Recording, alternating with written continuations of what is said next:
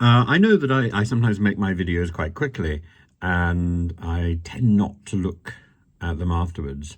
But I try and read as many of the comments as possible, and I realise that I may have led some people astray with my comments about Anne Widdicombe. I think Anne Widdicombe is ridiculous. I think her speech for reform the other day, I think the content of the speech was ridiculous. I think the presentation of the speech was spectacular. I mean, she is really a very fine speaker, a very fine orator, but she is peddling filth, really. She's peddling deceit. And what I think is so ironic is she is accusing Rishi Sunak, Theresa May, Boris Johnson of lying to the Brexiteers, like herself, when she and the Brexiteers lied to everybody else. You know, this is thieves turning on themselves.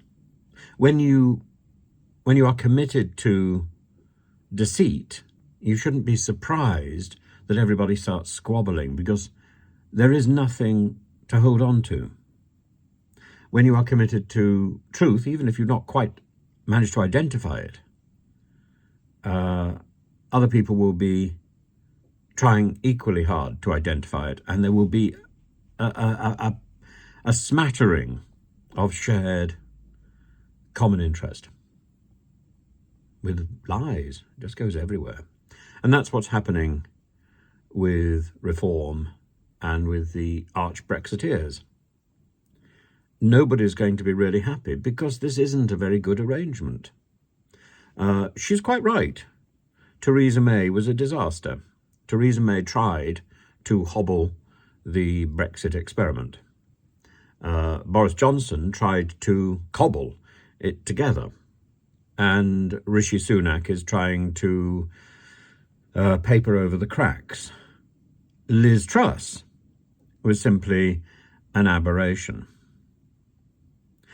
But there was an alternative. The alternative was to put forward a stronger Remain case. That was never done. And even once the vote went through by a very, very slim majority, it was a vote for an advisory position rather than a definitive position.